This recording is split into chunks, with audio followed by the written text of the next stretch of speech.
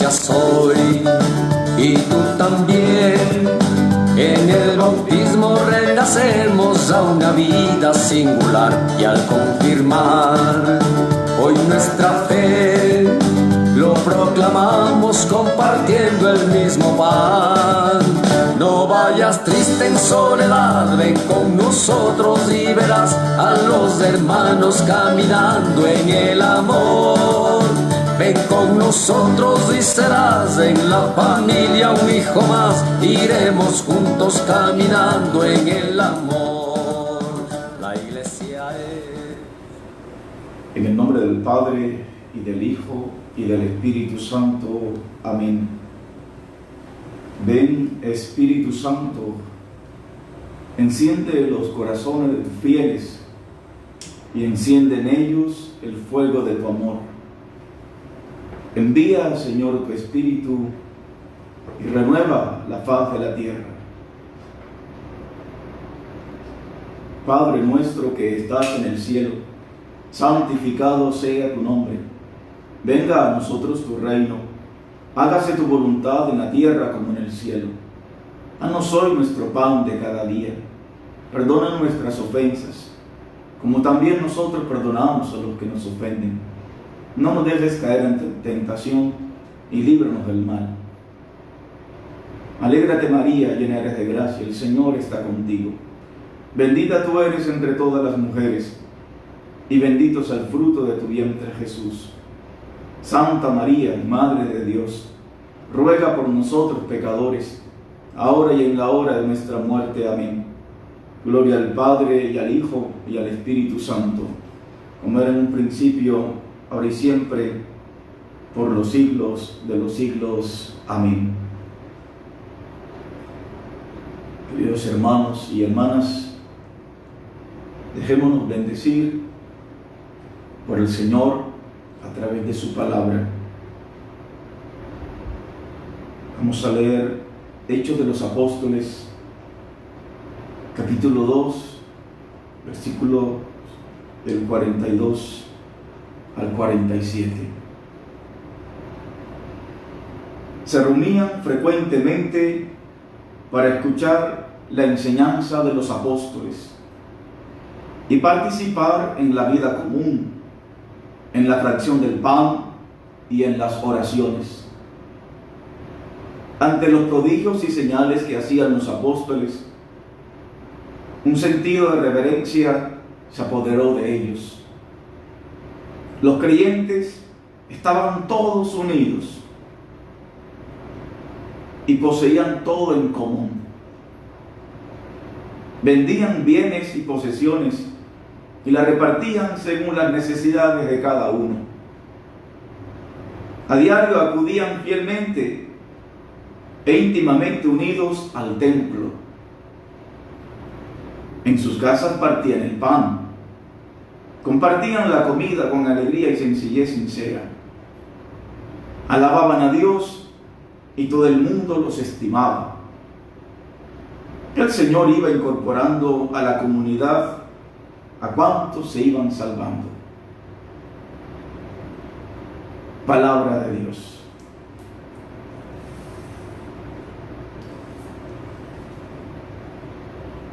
Seguramente muchas veces nos hemos formulado esta pregunta: ¿por qué la iglesia?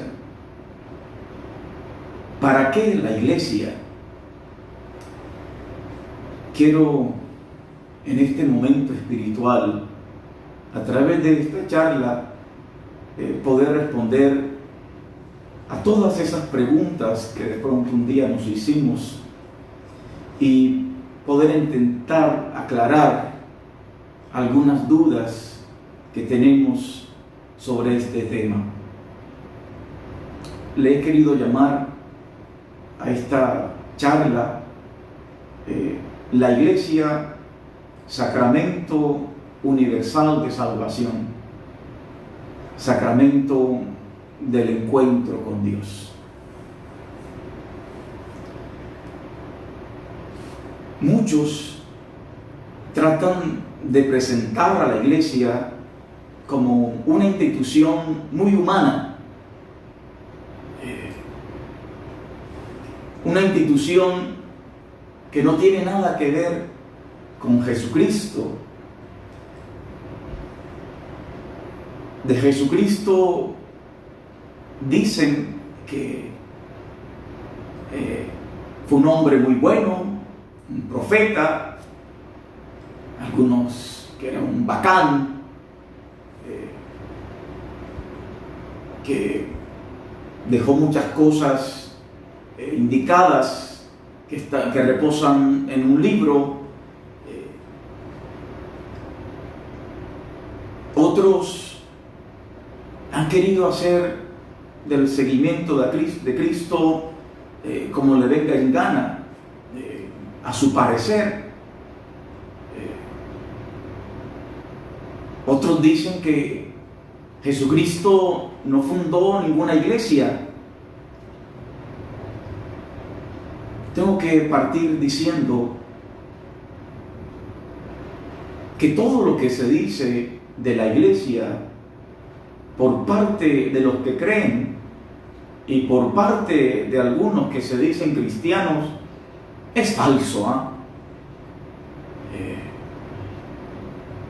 Siempre, desde que Cristo fundó a la iglesia, si con él quisieron desaparecerlo, con la iglesia ha pasado igual. Desde sus orígenes, la iglesia, como a Cristo, ha sido perseguida. Los primeros siglos de la iglesia fueron desastrosos, horribles, mucho sufrimiento. Sabemos cómo morían los que confesaban su fe a Cristo. Eran tomados como parte de diversión de los romanos. Y esta persecución de la iglesia ha sido siempre. Siempre ha estado el mal acechando contra la iglesia. Es más, no solamente el mal hacia la iglesia ha venido desde afuera, también desde dentro de la iglesia. Algunos han querido acabar con ella, han querido hacerla quedar mal. El enemigo también se ha metido adentro del interior de la iglesia. Pero lo que no podemos nunca olvidar es que los evangelios y todo el Nuevo Testamento, Hechos de los Apóstoles, las cartas de San Pablo, el mismo Apocalipsis, nos dicen que desde que Cristo comienza su ministerio público, Cristo quiso tener una comunidad. Y a esa comunidad Cristo le enseña, la educa, la forma, Cristo la organiza, Cristo la fortalece, Cristo le delega muchas funciones. Esto es lo que quiero compartir con ustedes en esta noche. Me parece un tema muy importante. A veces nosotros hablamos de otras cosas menos de lo que somos. Y creo que es importante que nosotros hablemos también y conozcamos de lo que somos. Partamos del principio. Partamos de lo que nos dice el Antiguo Testamento. Israel es la primera fase del misterio de Dios. Israel es el fruto de una intervención gratuita y amorosa de Dios. Israel constituye, yo diría que la perfecta profecía de lo que será un día la iglesia de Jesucristo. Ese pueblo que Dios fundó, instituyó, eligió, es el pueblo va a ser prodigio de lo que será la iglesia de Cristo. Recordemos que Israel nace como pueblo al ser liberado de la esclavitud de Egipto. El significado de este hecho histórico ha sido de mucha importancia en el Antiguo Testamento. Siempre se habla de la salida de Israel de Egipto, de la liberación que hizo el Señor de su pueblo elegido.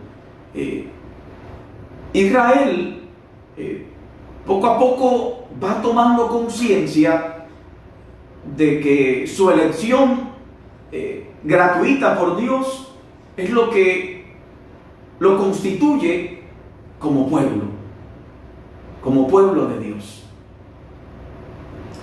Pues al llegar la plenitud de los tiempos, aparece Jesús, el Hijo de Dios, el enviado del Padre, el que nació de María Santísima. Aparece Jesús y lo que hace Jesús es que forma un grupo de amigos.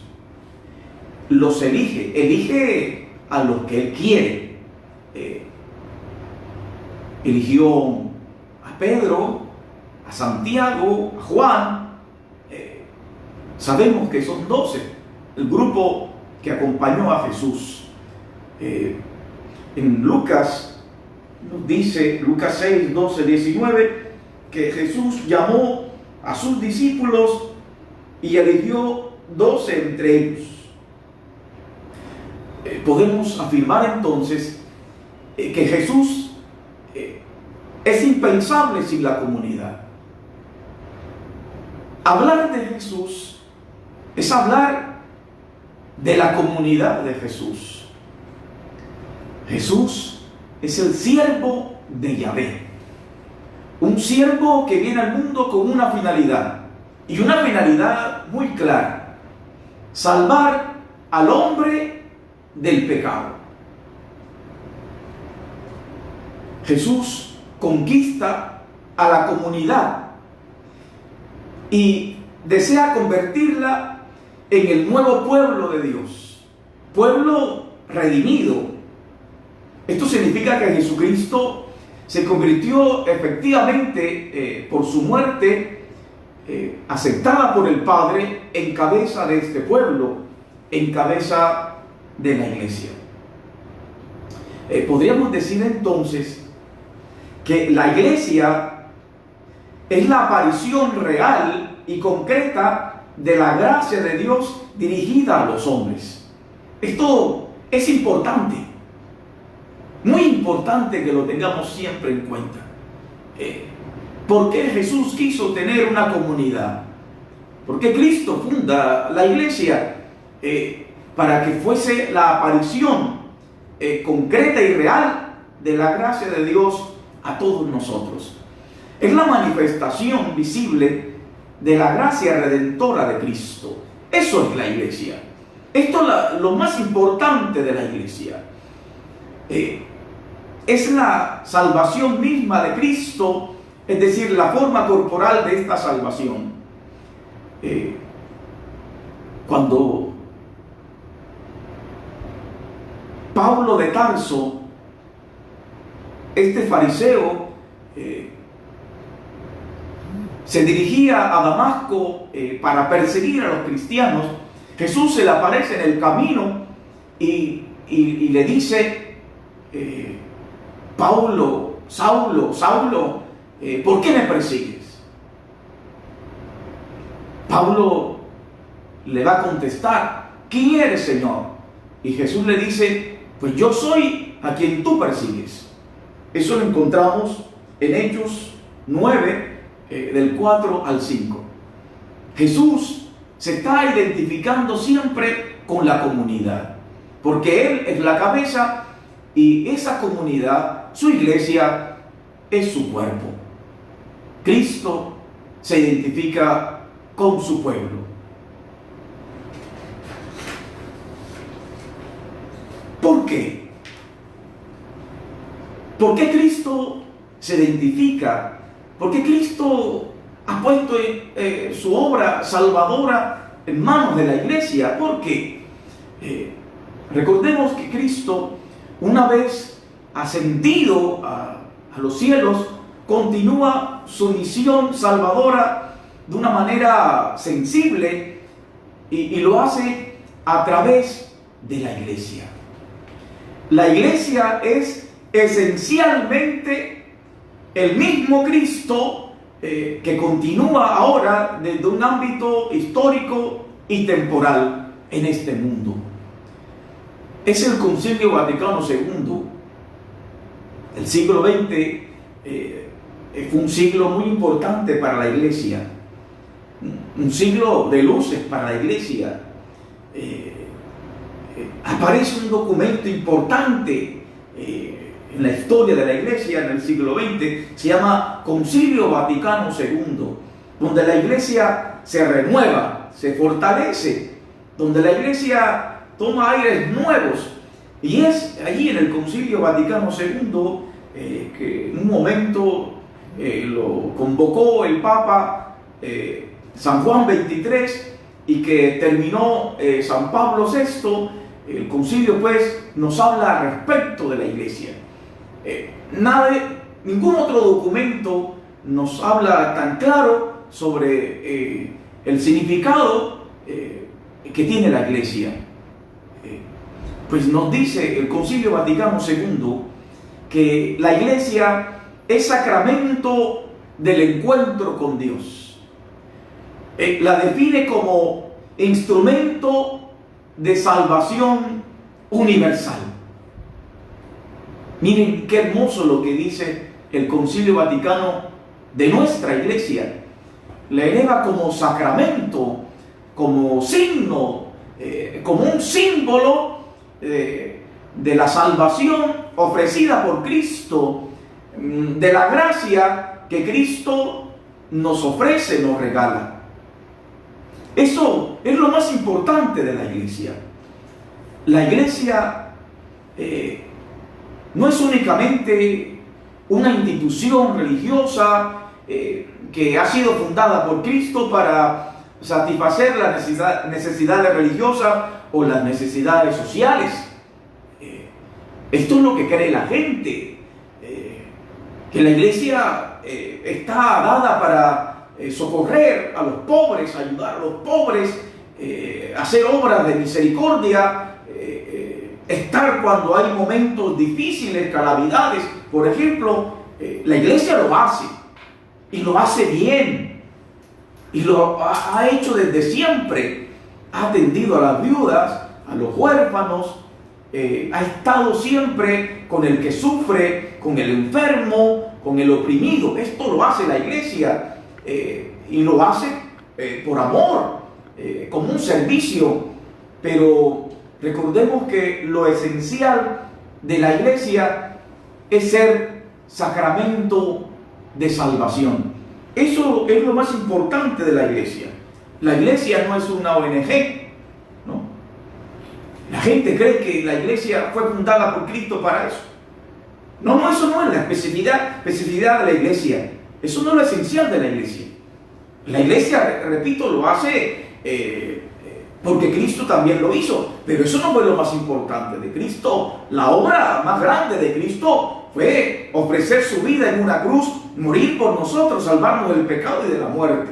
Eso fue la obra más importante de Cristo. Y eso es lo que continúa la iglesia. Eso es lo que realiza la iglesia. Esa es la misión que Cristo Jesús le encomienda a la iglesia. Lo otro,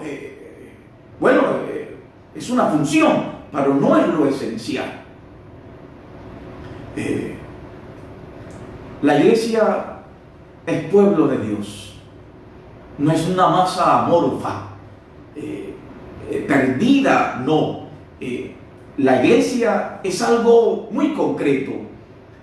La iglesia, como pueblo de Dios organizado, es la continuación, repito, de la presencia permanente de la tarea y de la función de Cristo en la historia de salvación. Su presencia, su vida, la vida de Cristo. Cristo delega a la iglesia para que sea su salvación eficaz. La iglesia existe, decía San Pablo VI, Evangelio Anunciante, dice: la iglesia existe para evangelizar. Esa es la misión última de la iglesia, ¿verdad? Y recordemos que esta potestad la recibió la iglesia después de que Cristo, su fundador, resucitó. Dice Cristo: vayan por todo el mundo, anuncien la buena noticia a toda la creación. Por eso es que nosotros decimos iglesia católica, iglesia universal, porque Cristo le envía a toda la tierra, a toda la creación, a todo el mundo.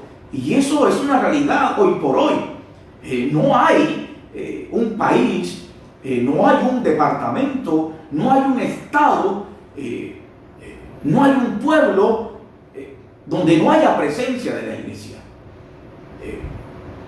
Podríamos decir que hoy, siglo XXI, esto que Cristo le encomienda a la iglesia se hace realidad.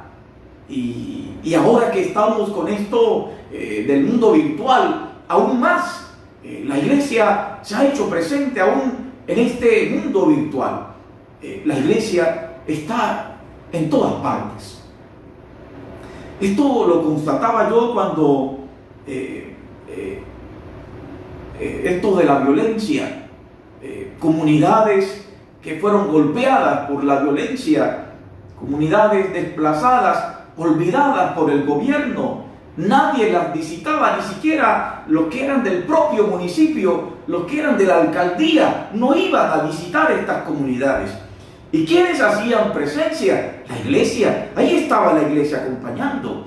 Hasta el último pueblito hay un sacerdote, hay un laico para acompañar a la comunidad. La iglesia siempre presente, la iglesia haciéndose presente en la realidad del mundo.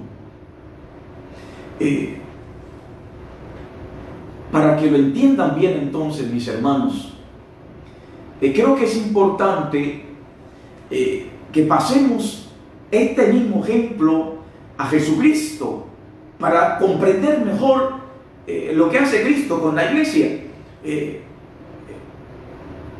Vamos a comprender ahora lo que realiza el Padre con su Hijo, lo que pasa con Jesús de Nazaret.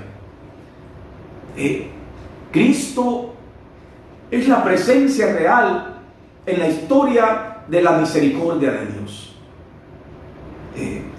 En la encarnación abrazó Dios al mundo. La encarnación es el abrazo de Dios al mundo en su bondad y en su misericordia.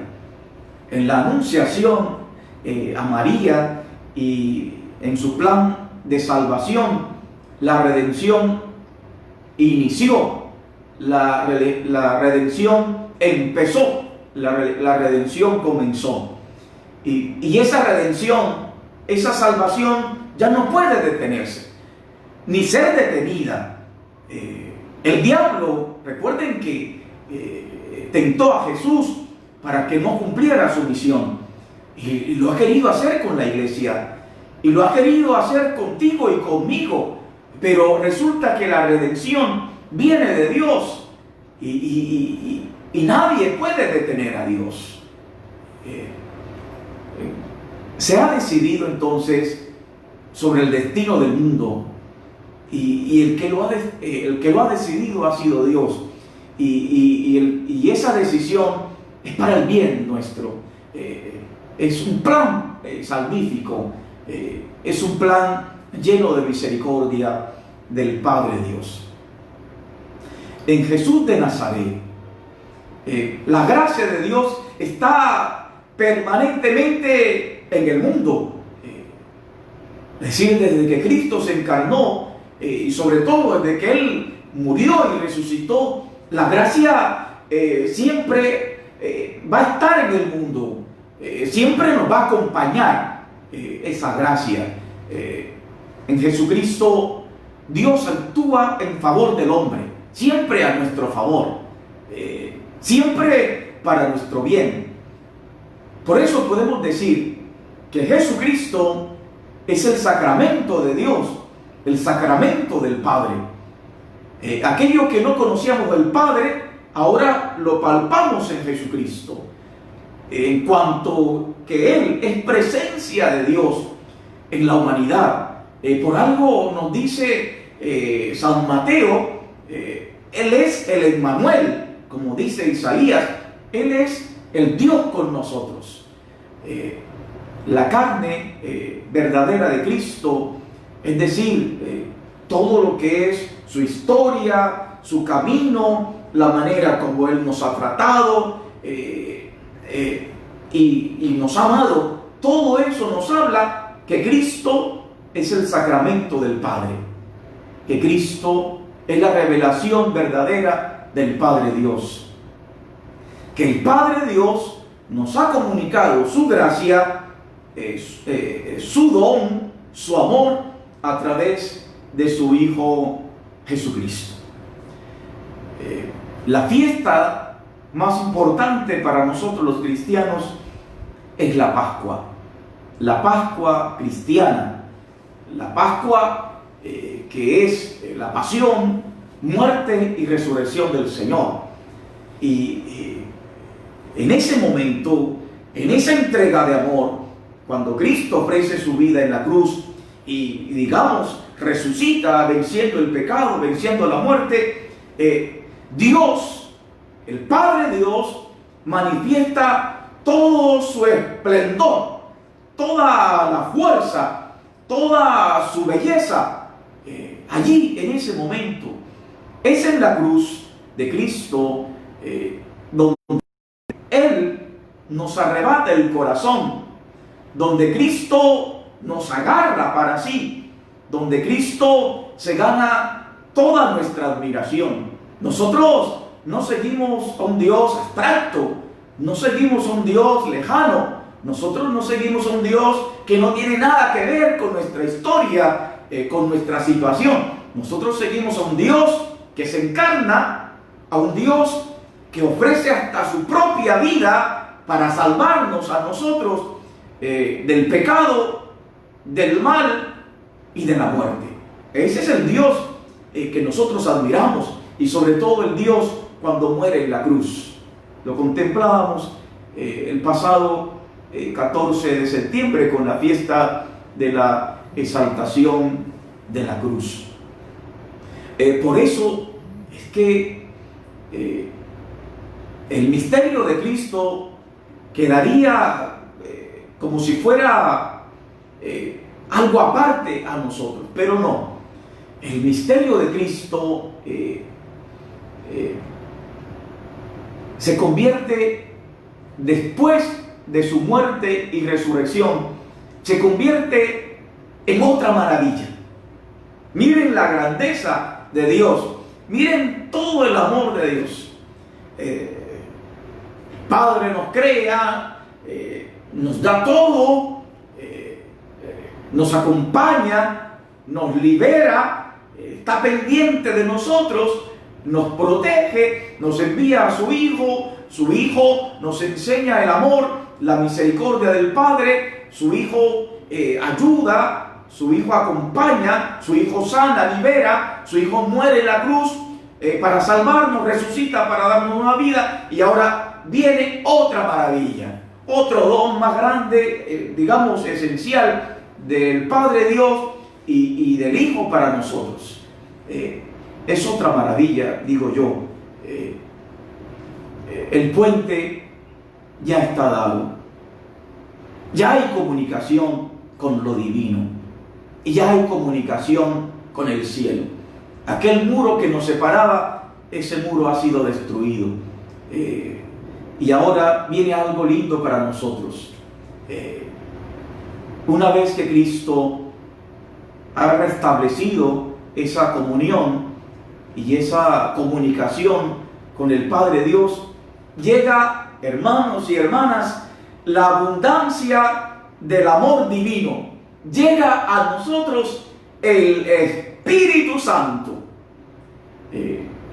El amor de Dios ha sido derramado en nuestros corazones por el Espíritu Santo que se nos ha dado. Romanos 5:5. Esto es lo que celebramos nosotros en la fiesta de Pentecostés, que es la fiesta de la donación del Espíritu, es la fiesta de la nueva ley, la fiesta del amor, es la fiesta donde nosotros celebramos el cumpleaños de nuestra iglesia, de la iglesia, porque fue allí donde la iglesia es elevada a plenitud y fue enviada a todas las naciones a predicar el Evangelio del Salvador. Esa gracia divina, ese regalo inmenso y hermosísimo llega a nosotros, y ese regalo nos transforma. El Salmo 104 nos dice: envía, Señor, tu Espíritu y renueva la faz de la tierra. Transforma la faz de la tierra, porque el Espíritu llega a nosotros, se adentra en nosotros para limpiarnos, para sanarnos, para iluminarnos, para darnos esos dones que son todas esas capacidades para que nosotros seamos fieles al Señor y para que nosotros seamos de verdad testigos de su amor. El Espíritu viene y nos reconstruye a todos nosotros. Se cumple lo que dice Jesús a Nicodemo, que podríamos nacer de nuevo, y eso es lo que está operando en nosotros el Espíritu Santo. Pero el Espíritu Santo obra en nosotros, ya lo hemos visto de muchas formas, pero dentro de esas obras lo que hace el Espíritu es que va creando comunidad, va creando un nuevo pueblo, va haciendo una realidad nueva. Eso es lo que hace el Espíritu. Por eso leíamos al inicio de esta charla los hechos de los apóstoles, que compartían todo, tenían una sola alma, un solo corazón, iban al templo para escuchar las enseñanzas, siempre todo bajo la luz del Espíritu Santo, el Espíritu Santo que va haciéndonos a todos nuevos y va organizando la comunidad para que la comunidad viva en función del amor, en función del corazón de Jesús. Esa realidad nueva que viene dándose desde que Cristo fue llamando a uno por uno, los fue organizando, los fue educando, los fue organizando y luego ofrece su vida para salvarnos a todos y resucita para darnos nueva vida, y ahora nos envía el Espíritu, y el Espíritu nos da todos esos dones y nos forma como nuevo pueblo. Bueno, ese nuevo pueblo, esa nueva realidad es lo que nosotros llamamos la iglesia. Eso es lo que nosotros llamamos iglesia. Esa es la riqueza, hermanos. Ese es el tesoro que Cristo ha realizado con lo que Él ha querido formar. Él ha querido fundar la iglesia. Eso es la iglesia. La iglesia viene de la palabra eclesía. Es una palabra griega que tiene que ver con el verbo llamar. La eclesía es la llamada. La llamada, la asamblea que ha sido llamada por Cristo en principio, y luego por los apóstoles y todos los que vienen después de los apóstoles, es la llamada a vivir de forma del corazón de Cristo, bajo la luz del Espíritu Santo. Para eso hemos sido llamados, hemos sido convocados. Pues bien, la iglesia es pues la continuidad, la permanencia actual de esa presencia real de la voluntad divina, de la voluntad salvífica de Dios, que se hace patente, se hace real y visible en Jesús de Nazaret. Entonces podemos afirmar, mis queridos hermanos y hermanas, podemos afirmar que la iglesia, en cuanto a prolongación de Cristo, ya lo hemos dicho, es el origen de los sacramentos. La iglesia es el origen de los sacramentos.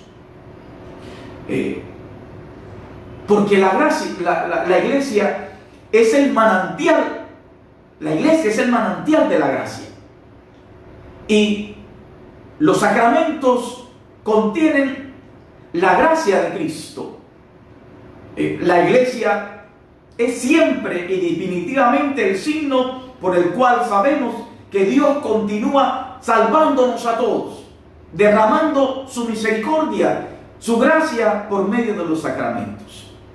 Es decir, la iglesia administra los sacramentos. Cristo se los confió, los 7 se los confió a la iglesia, los 7 sacramentos. Por eso la iglesia administra los sacramentos. Porque ¿cómo la iglesia va a hacer sacramento de esa gracia, de salvación, del encuentro con Dios? ¿A través de qué medios? Bueno, a través de los sacramentos. Así es como la iglesia es testigo, sacramento de la gracia de Cristo. La iglesia es presencia oficial de la gracia de Cristo. Si esto no lo tenemos en cuenta y no está claro para nosotros, entonces no podremos saber nunca qué es la iglesia. La iglesia es esto. Esto es la iglesia. Esta es nuestra iglesia. Esta es a la iglesia a la cual pertenecemos desde que fuimos bautizados. Por eso a la iglesia la debemos amar con todo el corazón, con todo el corazón. Pensamos nosotros a veces que la iglesia son meras estructuras materiales, o que la iglesia es algo que tiene cosas que no nos gustan. Pero miren, nunca nos podemos olvidar que no tenemos otra iglesia fundada por Cristo. No hay otra.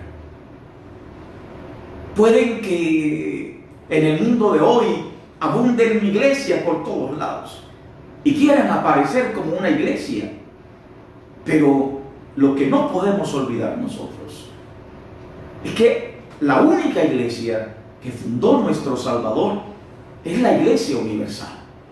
La iglesia cristiana católica es la única. Es lo que hay, es lo que tenemos. Lo que sí debemos plantearnos como miembros suyos es que en vez de criticar, en vez de señalar, en vez de apartarme, en vez de aislarme, en vez de ser indiferente, en vez de no apoyar, lo que sí debemos hacer es cada día ayudar a la iglesia. Cristo es quien nos ha llamado desde el bautismo a ser parte de esta iglesia. Y es un compromiso nuestro. ¿Cómo hago para ayudar a la iglesia? No puedo seguir siendo el indiferente, el que esto no es conmigo.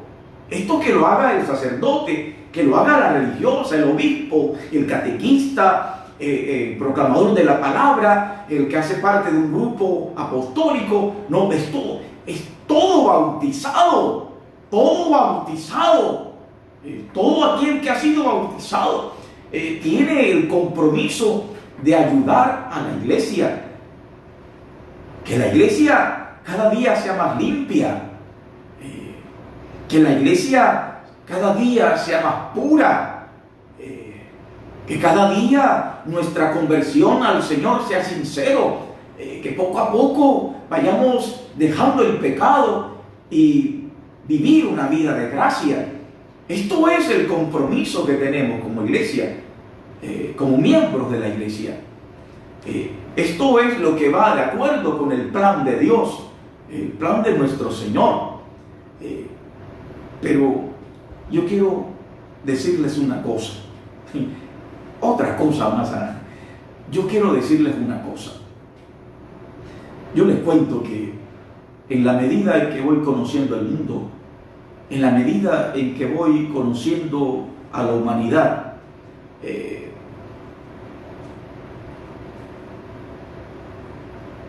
pues contemplo una sociedad, esta que tenemos delante, más creo en la iglesia. Así es.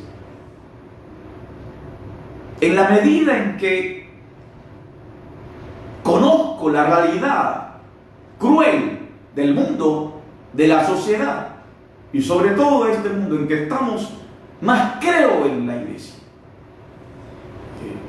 ¿Por qué? En la sociedad en que estamos, todos buscan poder.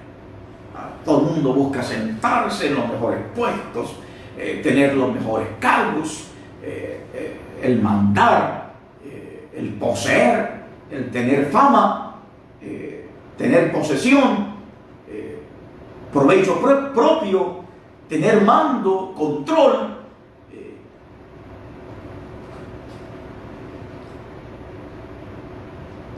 Y para lograrlo hacen lo que sea. Son capaces de todo. No importa si eso va contra los principios, contra los valores, contra la moral, contra la ética, incluso contra la fe que a veces dicen tener. No importa. No importa que eso vaya contra la dignidad de las personas, contra la vida. No importa. Lo importante es el poder, lo importante es el tener, lo importante es mandar, el vivir bien. Esto es lo importante. Pues sin embargo, en la iglesia, creo yo, es lo que he visto. Porque de pronto tú puedes estar viendo otras cosas, porque te las contó un profesor en la universidad o en el colegio, porque te las dice alguien que es ateo, alguien que es enemigo de la iglesia. Pero lo que yo he visto en mi iglesia, lo que yo he visto es muy diferente a lo que veo en el mundo. Es muy diferente. Sé que hay defectos, claro que sí. Los tenemos. No tenemos alas aquí, somos humanos. La iglesia no es perfecta. Eso lo sabemos. Los 12 que Cristo llamó, habían los más grandes defectos de querer ser el más grande. Uno lo traicionó, otro lo negó, lo abandonaron. Bueno, tantas cosas. La iglesia no es perfecta. Hay miserias, claro. Somos frágiles, débiles, claro que sí. Somos pecadores. Y lo confesamos cada vez que celebramos la Eucaristía. Y lo decimos cada vez que rezamos el Ave María. Somos pecadores. Por eso la iglesia necesita de la luz del Espíritu Santo. Y por eso Cristo nos dejó los sacramentos. Por eso, porque Cristo lo sabe. Pero ¿saben cuál es la diferencia que hay en la iglesia? Que el que manda, que el jefe, no es el Papa, no es el obispo, no es el párroco, no es el director del grupo parroquial. El que manda es nuestro único jefe, se llama Jesucristo. Jesucristo es nuestro único jefe. Él es la cabeza. Y por eso la iglesia no puede fracasar. Ni el poder del infierno prevalecerá sobre la iglesia. Porque quien dirige a la iglesia es el mismo Jesucristo. Él es su jefe. La iglesia ha pasado por todos los problemas del mundo. Ha pasado... para eso hay que estudiar la historia de la iglesia. Yo no puedo contarles en unos pocos minutos todo lo que la iglesia ha podido pasar, pero ha pasado por los 1000 problemas, millones de problemas, algunos gordos, otros. Sin embargo, la iglesia continúa y continúa su peregrinación y continúa su misión de salvar, de ser instrumento de la gracia del Señor, de ser sacramento de gracia, sacramento de salvación, porque la iglesia tiene a Dios que es su capitán. Esta barca que se llama la iglesia tiene a Dios como capitán. Por eso no va a naufragar. La iglesia llegará a buen puerto. Así lo creo, así lo creemos. Ustedes seguramente que habrán escuchado mucho sobre la iglesia. Algunos solo hablan de ella cuando rueda una mala noticia, que tal sacerdote hizo tal cosa, que tal obispo, y las noticias te las muestran hasta 2 semanas, hasta un mes, la misma noticia, y pasan por todos los medios, porque para eso sí. Claro, como la iglesia es la que siempre está anunciando por dónde hay que avanzar y denuncia todo aquello que nos impide vivir como seres humanos de verdad, con dignidad, con respeto. Entonces la iglesia no se le perdona nada. Y nosotros seguramente hemos sido testigos de cómo a la iglesia cualquier equivocación le dan duro por la cabeza. Las noticias las proclaman a los 4 vientos, y todo el mundo habla de eso, tal sacerdote, tal obispo, tal cosa. Es como si la intención era como si quisieran borrarnos del mapa en unos segundos, y eso los haría gustosos, los pondría contentos cuando hay una falla en cualquier miembro de la iglesia. Pero gracias a Dios, por pura gracia de Dios, no todos hablan mal de la iglesia, persiguen a la iglesia. Mucha gente, incluso gente que no cree, valora a la iglesia, la valora, respeta a la iglesia, hablan bien de ella, de sus obras, de lo que hace el Papa Francisco, de lo que hacen los obispos, los sacerdotes en sus parroquias. Muchos hablan bien de la iglesia, la colocan en un buen lugar, y ese es el lugar que le corresponde a la iglesia. Somos iglesia, mis hermanos, y yo diría que la iglesia sería mejor si nosotros también lo somos. Si yo soy mejor, si soy buen cristiano, si soy buen hijo de Dios, seré un buen miembro de la iglesia. Recordemos que la iglesia está abierta a todos los hombres, a todas las mujeres.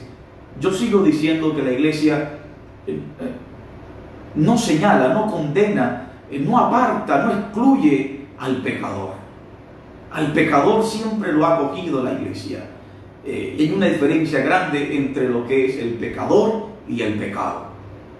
El pecado lo aborrece Dios, y por eso Cristo murió en la cruz, para perdonarnos nuestros pecados. Pero Cristo no rechazó al pecador, Cristo lo acogió, Cristo lo perdonó, y eso es lo que sigue haciendo la iglesia, porque la misión de la iglesia es la misma misión de Cristo, hacer que todos los hombres y mujeres se salven. Por eso creo que debemos hacer de nuestra iglesia una iglesia acogedora, una iglesia amable, una iglesia viva, una iglesia alegre, En estos tiempos de pandemia, cuando nos toca pasar por tantos protocolos, tratar de que esos protocolos no afecten lo que debe ser la iglesia, siempre acogedora, siempre alegre, siempre dispuesta a servir. El Papa Pablo VI, San Pablo VI, ya es San Pablo VI, él en el credo del pueblo de Dios, es decir, que la iglesia tiene un credo. Ojalá tú puedas ir alguna vez y buscar cuál es el credo de la iglesia. Bueno, ahí en el credo del pueblo de Dios, que es la iglesia, el Papa escribió estas palabras. Dice el Papa: el misterio de la iglesia nace del costado abierto de Cristo. Nos recuerda el Papa San Pablo VI que la iglesia nace del costado abierto de Jesucristo. Porque del costado de Cristo nacieron los sacramentos, nació la gracia de Dios salvadora para nosotros.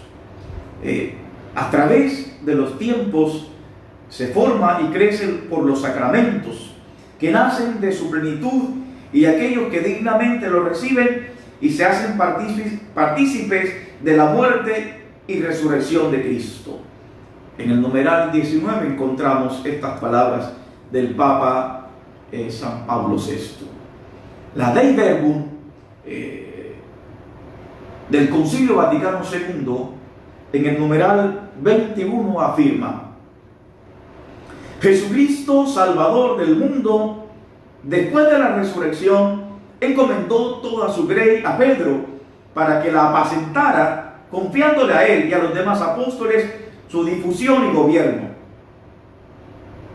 En Juan 21, 15 al 19, el Señor dice a Pedro: Pedro, ¿me amas? Y Pedro responde: Señor, tú lo sabes todo, tú sabes que te quiero. Jesús le dijo: apacienta mis ovejas. La iglesia es instituida perpetuamente como columna y fundamento de la verdad. De esa verdad Cristo, de la verdad del Evangelio.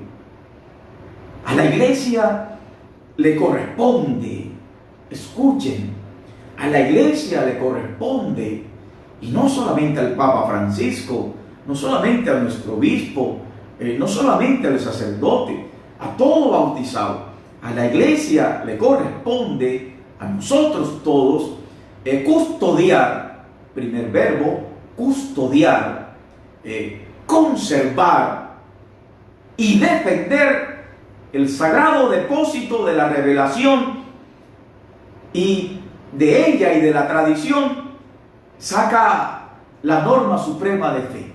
Esto es lo que hace la iglesia. Pues bien, mis queridos hermanos y hermanas, no nos queda otra, ¿eh? Amemos a la iglesia. Sirvamos con alegría a la iglesia. Colaboremos con la iglesia. Por la iglesia recibimos a Jesucristo. En ella formamos la nueva familia de los hijos de Dios, en la iglesia. Y a través de ella nos viene la gracia del cielo.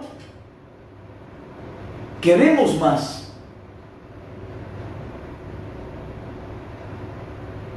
Sintámonos orgullosos de ser cristianos católicos, de la iglesia de Jesucristo. Sintámonos orgullosos, mis hijos. Es la iglesia fundada por Jesucristo, edificada sobre Pedro, guiada y animada por el Espíritu Santo.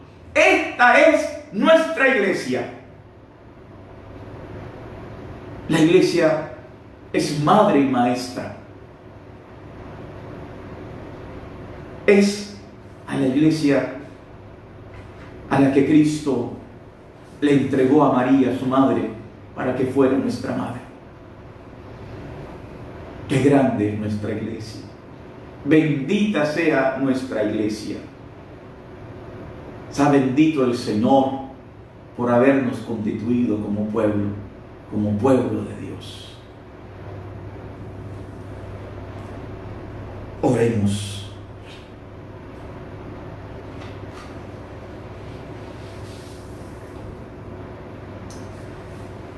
Oh Jesús mío, te ruego por toda la iglesia, concédele el amor y la luz de tu Espíritu y da poder a las palabras de los sacerdotes, para que los corazones endurecidos se ablanden y vuelvan a ti, Señor. Señor, danos sacerdotes santos. Tú mismo consérvalos en la santidad. Oh divino y sumo sacerdote, que el poder de tu misericordia los acompañe en todas partes y los proteja de las trampas y acechanzas del demonio. Están siendo tendidas incesantemente para las almas de los sacerdotes. Que el poder de tu misericordia, oh Señor, destruya y haga fracasar lo que pueda acompañar la santidad de los sacerdotes y de los fieles laicos, ya que tú lo puedes todo. Oh amadísimo Jesús, te ruego por el triunfo de la iglesia, por la bendición para el Santo Padre Francisco y todo el clero del mundo, por la gracia de la conversión de los pecadores empedernidos, por la sanación de los enfermos, por la liberación de los oprimidos. Te pido, Jesús, una bendición especial y luz para los sacerdotes, ante los cuales me confesaré durante toda mi vida y recibiré de ellos el pan que da la vida. Amén. Quiero bendecirlos por intercesión de la Virgen María, en el nombre del Padre y del Hijo y del Espíritu Santo. Amén. Que el Señor nos siga bendiciendo a todos. La paz sea con ustedes. Muchas gracias. Pensiones hay y las habrá, porque nosotros somos hombres y no ángeles de luz. Pero al final, solo al final, la iglesia humilde encontrará su plenitud. No vayas triste en soledad, ven con nosotros y verás a los hermanos caminando en el amor. Ven con nosotros y serás en la familia un hijo más. Iremos juntos caminando en el amor. Iremos juntos caminando en el amor. Iremos juntos caminando en el amor. Iremos juntos caminando en el amor.